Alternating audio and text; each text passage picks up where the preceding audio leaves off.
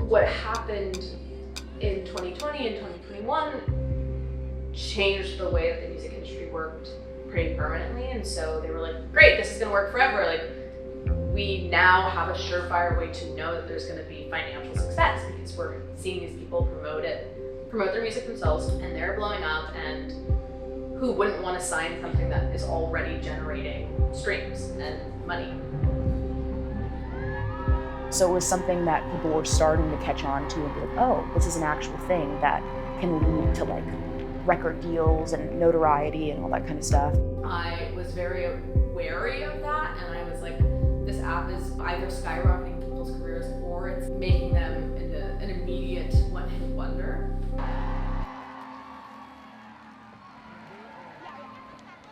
Hi, I'm Catie Turner. I'm 24 years old and I'm based in Los Angeles, California, and I sing. I'm Sophie Holohan. I'm 22 years old, and yeah, I'm a singer-songwriter. My name's Ella Jane. I'm 22, and I'm a singer, songwriter, producer, artist. Where I come from, it was pretty just like normal suburban town, and there was really no concept of like creative career. I didn't know anyone who was in a creative field. From the ages of like 11 to 17, it was just a hobby, and it took until I auditioned for American Idol in front of like 3 celebrity judges, and they were like, yeah, girl, you're good. I was like, oh my God, we can go through with this. And then when I was 15, I actually auditioned for American Idol. First round, flat out rejected. And then I also got scouted for The Voice. Nothing happened with that. I was like 17, TikTok was kind of starting to take off.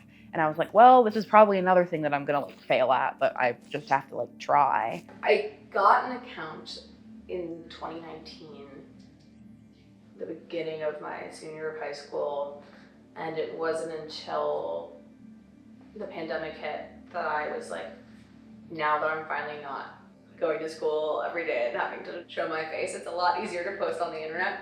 At the time that I joined, it was still kind of almost like embarrassing to be posting on TikTok, so there weren't a lot of people doing it. COVID happened, and then suddenly it's not cringe anymore, bitch, you just gotta do it. And I think in March is when I posted my first video that got 1 million views. And it was a song that I wrote called Codependent.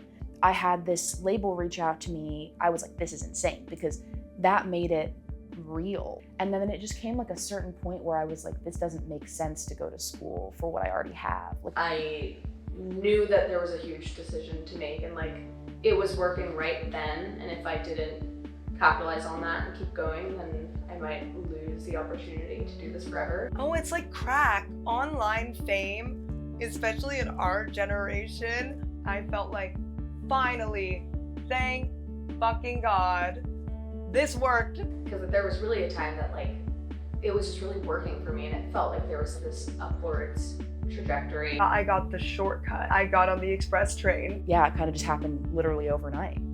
But yeah, I haven't really grown since that time. I felt people care about me and then stop caring about me in real time. And that was like a really complicated feeling, because I actually felt like I was getting better musically. But then I had this song called Butterfly Effect. I actually wrote that song specifically for TikTok because I was like, this will do well. And it did. And then I kind of resented it. I actually like really wanted the song to fail, like subconsciously, because it didn't feel super authentic to me. I decided to make a trend to it.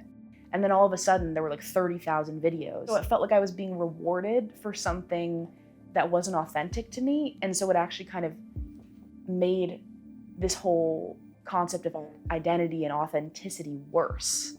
But it was also complicated, but because the song went viral, but not from a video of mine, like of me singing it or whatever, no one knew that I made the song.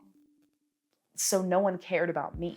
Nothing else I could do was I think was the second song I ever released. I had just graduated high school, so this was like July of 2020, I think.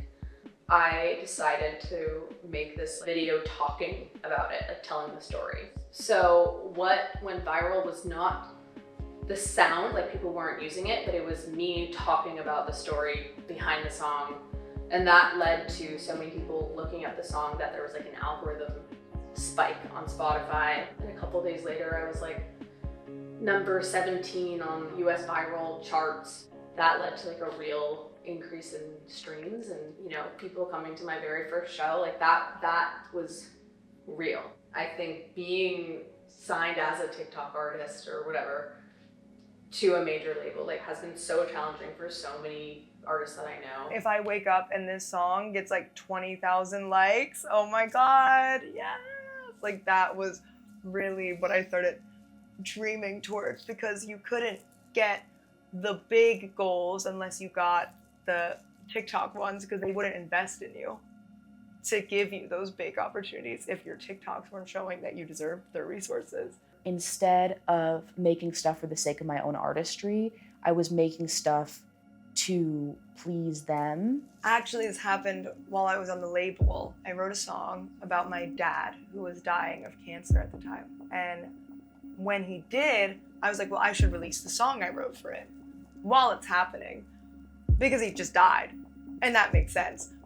And the label told me, no, we need to make an album first, and then we can put it out. And I'm like, oh, word, okay. So eventually, after all of this back and forth, the song ends up coming out, like about a month before his first year anniversary. And that was definitely weird, to be like trying to find interesting ways to capitalize off my grief after the moment was already done. So at that point, it just kind of felt like you were re-stabbing a wound, because a lot of TikToks too is in the catchy slogans. You gotta market it. I think for the first time in music history, it's kind of like independent artists and signed artists are having very similar struggles. Like it's kind of hard for anyone to break through. Internet marketing works so well that even just trying to promote your music is leaving people being like fatigued.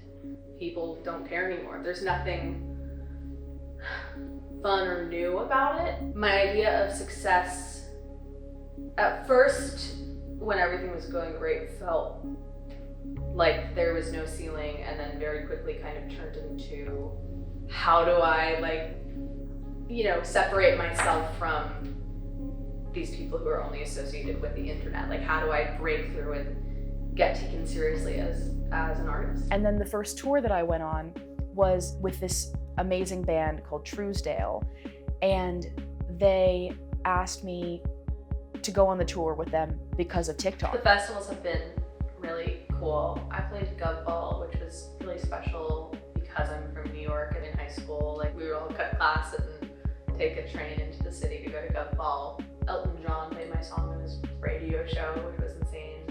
It's like a very bizarre thing to have such like a love-hate relationship with the social media side of things, and also recognize that there are so many like tangible joys it's brought me.